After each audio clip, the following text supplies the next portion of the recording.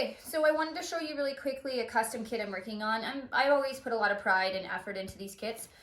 This kit is a little bit larger for a tree cutting company. The guys are obviously working with chainsaws and from a height, so I get worried that they would need a kit that would handle injuries that they might deal with. So to show you, I always put Band-Aids really accessible so they don't have to get into the kit, and there's extras so they can restock them.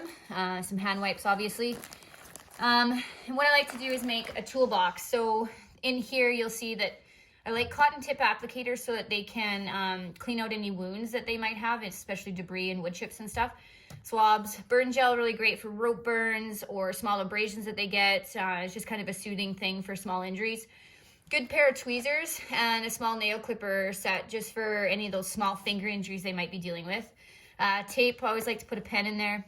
Now this side is the more important side for them. So this is the holy shit pile.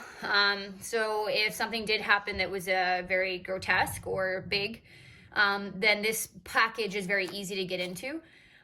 So underneath there, I won't take it out, but I put in a larger dressing. These guys are working with potentially huge injuries and they're very safe, but I like to have things that are bigger. So it's a bigger gauze abdominal pad, multi-trauma pad. And you know, it can be folded a couple times. So we've put 2 in there. Hopefully that is enough, should they need. And then we also add in some smaller ones. So these are an 8x10, and on this side I actually put some 5x7, so that they have a lot of resources if they're gonna be dealing with bleeding. As well, we put the triangles over here in a tensor because those are things that can help them get things tight. And a good pair of shears to remove any clothing or straps or harnesses if they have to. And a silver blanket to treat for shock. So that's why that's the holy shit pile. I've also put in a splint because these guys do know how to use this, and I don't want them going to find twigs or sticks or cardboard or anything like that. So a splint is in there. And then on this side, what we've got is sort of the Band-Aid pile. So, you know, I've obviously got a bag of gloves, gauze rolls, the extra swabs and burn gels. I've put in some non-stick gauze pads, and I've put in an assortment of gauze pads, just regular gauze pads for small wounds. I put in excess so they don't have to restock their kit every single time they need to use something. I put in some instant cold packs because, you know, working out of the truck means that, you know, every once in a while it might be nice to have an ice pack on site.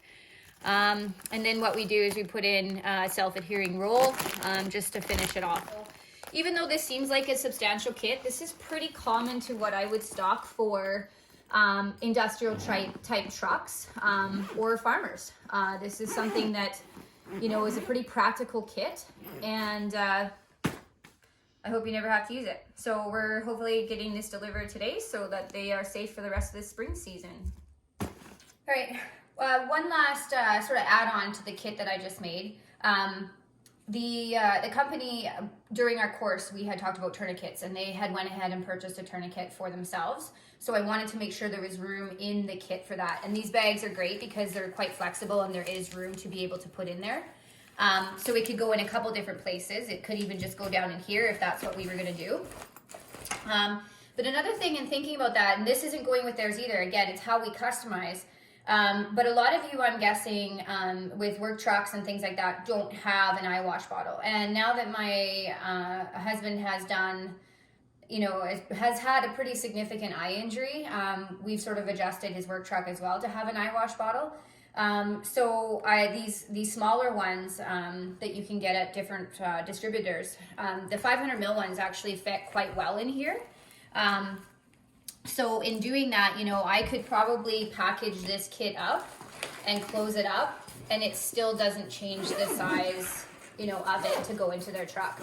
So, you know, if you're thinking about making a kit or fixing a kit that you have, a couple things to know. It takes some time and shopping around.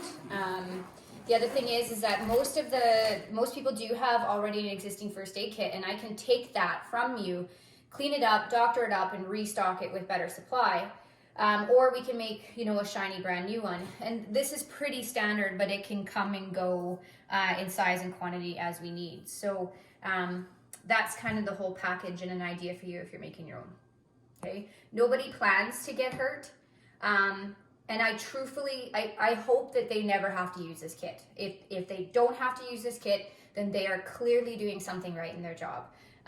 But if something does go wrong, I very much appreciate that they have the tools they need, especially after we've done some training on it too. So there you go.